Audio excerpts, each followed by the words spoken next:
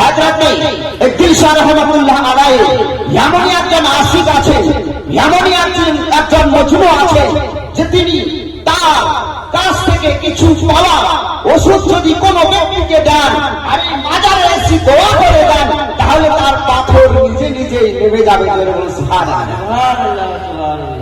যারা যে যত কাছ থেকে পেয়েছে তারা তত নিকটবর্তী হয়েছে। আমরা ভাবি যাচ্ছি, যাওয়ার পরে কিছু শুনবো, শোনার পরে আবার কাপড়কে ছেড়ে ঝুড়ে দিয়ে আবার আমরা চলে আসি। আমার আল্লাহ পাক পবিত্র কোরআনের পরিভাষায় বললেন, ইন্নাল্লাহা ওয়া মালাইকাতাহু ইউসাল্লুনা আলান নাবী ইয়া আইয়ুহাল্লাযীনা আমানু সাল্লু আলাইহি ওয়া সাল্লিমু তাসলিমা। আল্লাহ পাক পবিত্র কোরআনের ভাষায় বললেন সূরাতুল আহজাব, কি বললেন? ইন্না নিশ্চয় আল্লাহ, নিশ্চয় আল্লাহ ওয়া মালায়েকাতিহি এবং তার ফেরেশতা সমূহ নবীর উপরে দরুদ ও সালাম করেন। জোরে বলুন আলহামদুলিল্লাহ। হে বিশ্বাসী বান্দাগণ, তোমরা আমার নবীর উপরে দরুদ ও সালাম করো, তাহলে খুব খুব বেশি বেশি অতি অতি সংখ্যক দরুদে মুস্তাফা করো, তাহলে কি হবে? তোমরা ফেরেশতা এবং আল্লাহ পাকের সুন্নাত আদা হয়ে যাবে। জোরে বলুন সুবহানাল্লাহ। আমরা দরুদ পড়ি নামাজে, আমরা দরুদ পড়ি মিলাদে, আমরা দরুদ পাঠ করি জলসাতে। এই দরুদের মর্যাদা, এই দরুদের ফজিলত এমনই আছে যে আজকে আমরা ভাবি আমি এত জ্ঞানী, আমি এত গুণী, আমি আজকে কোথাও 2 ঘন্টা বক্তব্য দিলে মানুষ আমাকে 35,000 টাকা দেয়। তা আমার মতো আর জ্ঞানী কেউ আছে? কেউ ভাববে না আমি 40,000 টাকা পাই, আমার কত জ্ঞান। জ্ঞান না থাকলে আমাকে শুধুই ডাকবে। কথাটা কিন্তু বাস্তব। তবে আমরা যতই জ্ঞানী হোক না কেন, যতই জ্ঞানী আমরা হয় না কেন, আমার আল্লাহ পাক তিনার যে সৃষ্টি আছে, সৃষ্টির মধ্যে এমনই জ্ঞান দিয়েছেন যে জ্ঞানের সেই প্রখরতা, সেই জ্ঞানের গভীরতা আপনি যদি ভাবে চিন্তা করেন আপনি শেষ করতে পারবেন না। যারা বলুন সুবহানাল্লাহ। সামান্য একটা পিপিলিকা, পিঁপড়ে, আল্লাহ পাক একটা কোরআন শরীফের সূরা আয়াত, পবিত্র একটা সূরা পূর্ণ অধ্যায় অবতীর্ণ করলেন। সূরাতুন নামল, পিঁপড়ে। আল্লাহ পাক কোন সূরাতে অবতীর্ণ করলেন কি হুদহুদ পাখির ক্ষমতা কত, তার বুদ্ধি কত। আল্লাহ পাক একটা সামান্য মৌমাছির কাছে, তারা তো কোনো সায়েন্স করেনি, তারা তো জ্যামিতি নিয়ে আঁকাআঁকি করেনি, কোনো তো তারা মেডিসিন তারা তৈরি করেনি। তবে আমার আল্লাহ পাক তিনি এমনই তাদেরকে শক্তি দিয়েছে যে তাদের কাছে আমাদের শিক্ষা নেওয়ার আছে। জোরে বলুন সুবহানাল্লাহ। সামান্য বাবুই পাখি, যে একটা পাখি, সে আমরা ছোটবেলায় দেখতাম তালের গাছে বড় বড় একবারে বাসা তাদের ঝুলন্ত অবস্থায় আছে। সেই বাসাতে আমরা যেমন আমাদের ঘরে বিদ্যুতের প্রয়োজন, ইমার্জেন্সি প্রয়োজন, প্রদীপ প্রয়োজন, লাইটের প্রয়োজন, চেরাকের প্রয়োজন, তাদের লাগবে না? ওরা বিনা লাইটে থাকবে। আমার আল্লাহ পাক তাদেরকে যেমন বুদ্ধি দিয়েছে যে তারা কি করে, সেই বাবুই পাখি তার বাসা তৈরি করার পর তার মধ্যে কিছু মাটি আনে এবং মাটিতে তারা লাইট দিয়ে আনে। হযরত সুলাইমান আলাইহিস সালাম তিনি তো মসজিদে দামি দামি পাথর লাগিয়েছিলেন, আরে বাবুই পাখি কি করে, তার বাসার মধ্যে কিছু মাটি রাখে এবং মাটি রাখার পর লাইট পাবে কোথায়? ও আমার আব্বা জান মায়েরা শুনুন, আমার আল্লাহ পাক বাবুই পাখিকে কেমন বুদ্ধি দিলেন। তাদের কাছে আমাদের কিছু শিক্ষার আছে। কি বুদ্ধি?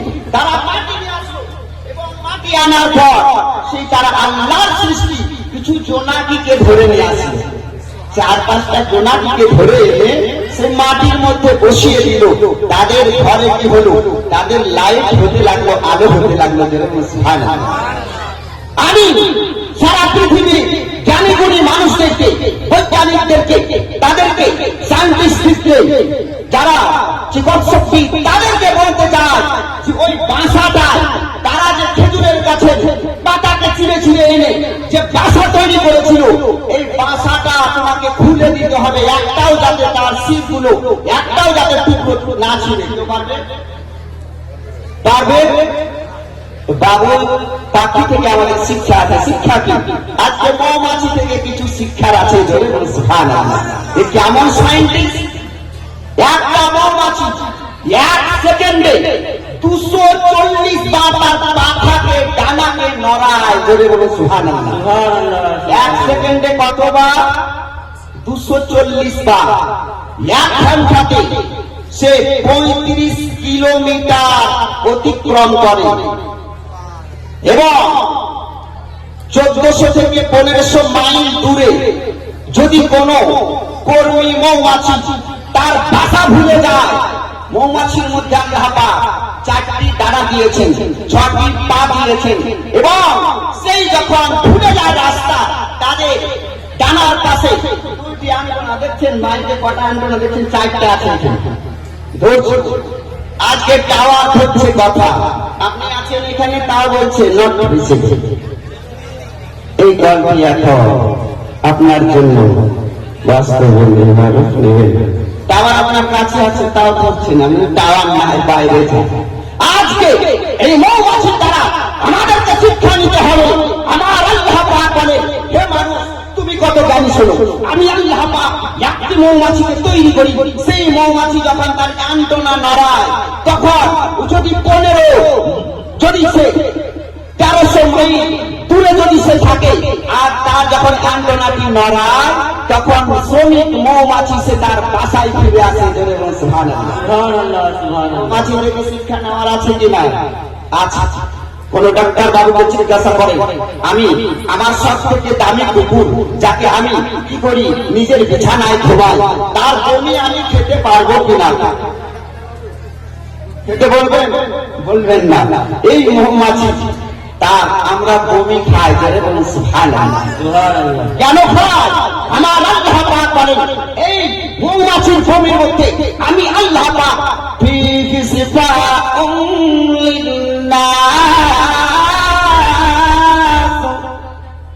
তার মধ্যে আমি আরোগ্য দিয়েছি। মানুষের জন্য আমি আরোগ্য দিয়েছি। তারা জ্যামিতিগত জানে। আমার স্কুলে জানেন, উচ্চ মাধ্যমিক পর্যন্ত ক্লাস সায়েন্স আছে, আর্টস আছে। তো সায়েন্সে যখন তাদেরকে শেখানো হয় অ্যালজেব্রা, তখন জ্যামিতি শেখা হয়, তখন কাঁটা কম্পাসের প্রয়োজন হয়। আমার আল্লাহ পাক বলে, হে মানুষ, তুমি কত জ্ঞানী শোনো, তুমি কত মূর্খ এটাও জানো। হে আমার আল্লাহ পাক বলেন, এই মৌমাছিকে তার 6 কোণ বিশিষ্ট যখন সে ঘর তৈরি করে, যখন সেই ঘর তৈরি করে, মৌচাক তৈরি করে, তখন 6টি কোণ বিশিষ্ট ঘর হয় এবং সেই ঘর আপনি মৌমাছি সেই ছাদকে, আপনি মৌচাককে আপনি দেখুন, কাঁটা কম্পাস দিয়ে দেখুন, 1 চুল পরিমাণ সেই ছোট হয় না এবং বড় হয় না। মৌমাছি থেকে শিক্ষা নেওয়ার আছে কিনা? আচ্ছা, আল্লাহ পাক বলেন, আমার আল্লাহ পাক বলেন, আমি এই মৌমাছিকে কি বললাম? আজকে মৌমাছিকে আমার আল্লাহ পাক বলেন, মৌমাছি শোনো শোনো, তুমি পাথরের মধ্যে মরুভূমি এলাকায় তুমি কি করো? তোমার মৌচাক তৈরি করো। আমার আল্লাহ পাক বলেন, অবিনাশজারি, এবং গাছের মধ্যে তুমি মৌচাক তৈরি করো। আমার আল্লাহ পাক বলেন, শুধু এই নয়, তুমি কি করো? অমিম্মা ইয়ারিশুন, আমার আল্লাহ পাক বলেন, ওগো মৌমাছিরা শোনো শোনো, তোমরা ছাদের নিচে ছাদের তলায় তোমরা মৌচাক তৈরি করো, জোরে বলো সুবহানাল্লাহ। আজকে এক রং মিস্ত্রিকে আপনি নিয়ে আসুন, বলে রং করবো আমার বাড়িতে ক বছর টিকবে, তো বলবে 10 বছর টিকবে। আপনার 1 বছর না যেতে যেতে আপনার রং শেষ। আপনি যে রং ব্যবহার করেন, যত টাকারই দাম দিয়ে কিনে আনুন না কেন, তাহলে আঠার পরিমাণ হয়তো কম ছিল। আগে দেখতাম বাড়িতে চুন কিনে এনে নাদের মধ্যে ভিজিয়ে সকালে লাগিয়ে দিল, আঠা দিল, কতদিন লাস্টিং করেছে। আজকে জানে গুলি লোক হওয়া থাকতে হাতে মিশানো মেশিনে মিশানো হচ্ছে রং, তাই না? কালার চয়েস করলো, কম্পিউটার টিপলো, রঙে আপনার কালার মিশালো, আঠা মিশালো, মিশার পর এই আঠা আপনার 3 দিন পর ছুড়ে যেতে পারে, আপনার আঠা 3 দিন পর আপনার নষ্ট হয়ে যেতে পারে। আমার আল্লাহ পাক এই মৌমাছিকে বললেন, হে মৌমাছি শোনো, তোমরা যখন ছাদের নিচে যখন তোমরা মৌচাক তৈরি করো, আমার রব্বুল আলামিন বলেন তোমাদের মধ্যে এমনই আঠা রয়েছে যে সেই মৌচাকের মধ্যে যদি 35 কেজি থেকে যদি 40 কেজি পরিমাণ যদি মধু থাকে, ছুঁড়ে পড়েছে, দেখেছে তো এই আঠা খাবো, এই আঠা খাবো। আমার আল্লাহ পাক বলে আমি মৌমাছি থেকে তোমাদেরকে শিক্ষা নেওয়ার জন্য বলেছি। এই হচ্ছে কালামে পাকের মধ্যে। এবার আমার রাসূলুল্লাহর কাছে চলো, মধু তৈরি হয় কি করে, এই মেডিসিন হলো কি করে, এটা আসলে বিভিন্ন ফুল ও আলহু বিভিন্ন রঙের ফুল থেকে মধু এরা রস শোষণ করে আছে, যাকে বলা হয় নেকটার। রসকে শোষণ করে এনে রাখে, রাখার পর অর্থাৎ এদের পাখা কত দ্রুতভাবে জানেন, এরা যখন বৃষ্টির পানিতে তাদের যখন মৌচাক ভিজে যায়, ভিজে যাওয়ার পর তাদের বাচ্চাদের তাদের সেই মধুমাছি যখন ক্ষতি হবে, এই ক্ষতির পূর্বে তাদেরকে গরম করার জন্য তারা কি করে, তাদের দানাকে এমন ভাবে তারা নড়ায় এত স্পিডে যে যেন সমস্ত পানি শুকিয়ে যায়, বলে সুবহানাল্লাহ। এটি লোকাকে আজকে আপনার ঘরকে ঠান্ডা করার জন্য এসির প্রয়োজন। আপনি বাড়িতে যত লাগাবেন বেশি বেশি এসি, তত আপনার কারেন্টও যাবে বসে। আল্লাহ পাক বলেন তোমাকে আমি শিক্ষা নেওয়ার জন্য একটি মৌমাছির কাছে যেতে বললাম। আজকে এক রাষ্ট্র অপর রাষ্ট্রকে বধ করার জন্য আপনি কোথায় যাবেন, কিভাবে যুদ্ধ করবেন, পিপিলিকার কাছে আপনাকে শিক্ষা নিতে হবে। আমার আল্লাহ রাসূল মায়ার নবী দয়ার নবী রাহমাতুল লিল আলামিন তিনি যাচ্ছেন এক যুদ্ধ থেকে, সাহাবাদেরকে নিয়ে তিনি আসেন, তিনি রাস্তা দিয়ে আসছেন। রাস্তার মধ্যে আসার পর কিছু খেজুরের বাগান ছিল। আমার রাহমাতুল লিল আলামিন সেইখানে বসলেন। বসে যাওয়ার পর সাহাবাদেরকে বলেন, সাহাবারা বলো বলো তোমাদের কাছে কিছু খাবার আছে কিনা। শুকনো জবে রুটি বের করলো সাহাবারা, জোরে বলে সুবহানাল্লাহ। কি বললেন? শুকনো জবে রুটি।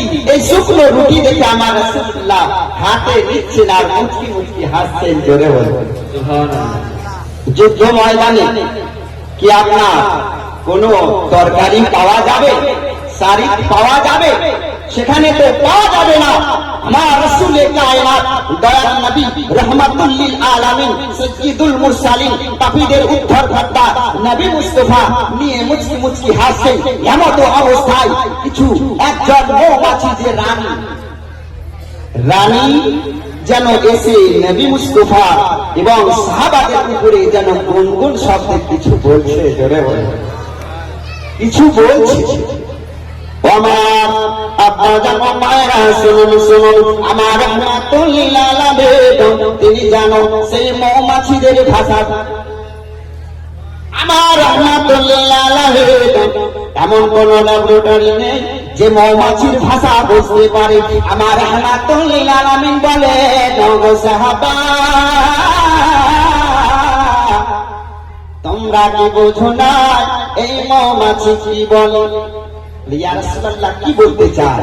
বলে মৌমাছি কি বলতে চাই শোনো। হে আলী রাদিয়াল্লাহু তাআলা আন, তুমি এই দিকে এসো। তাআলা ইয়া আলী, হে আলী আমার দিকে এসো। তিনি যখন আসলেন বলে ইয়া রাসূলুল্লাহ ইয়া হাবিবাল্লাহ ফাদাকা বিউম্মি, ও আল্লাহর নবী গো আপনি বলুন আমাকে কেন আপনি ডাকলেন, কেন আপনি আমাকে ইঙ্গিত করলেন? আমার আল্লাহ পাকের নবী বলে ও গো আলী তুমি একটি পাত্র নিয়ে এসো, একটি পেয়ালা নিয়ে। উনি পেয়ালা বাহির করলেন। বলি আলী তুমি যাও, এই রানী মৌমাছির পিছন পিছন তুমি যাও, ধরে পিছন পিছন যাও। মৌমাছি কি বলতে চাও তা ইঙ্গিত তো আমি বুঝেছি, জোরে বল সুবহানাল্লাহ। এই মৌমাছিকে আমার আল্লাহ পাক কি করেছিলেন? ইলহাম করেছিলেন, গোপন অবস্থায় ইঙ্গিত দিয়েছিলেন। যেমন হযরত মুসা আলাইহিস সালামের মায়ের কাছে ইঙ্গিত এসেছিল, ওহী আসেনি, জোরে বল সুবহানাল্লাহ। ওহী হচ্ছে প্রত্যাদেশ, যেটা আমি স্বয়ং নবীদের কাছে হাজির হন, সেটা হচ্ছে ওহী। আর যেটা ইঙ্গিত, সূক্ষ্ম ইঙ্গিত গোপন অবস্থায়, সেটা হচ্ছে ইলহাম, জোরে বল সুবহানাল্লাহ।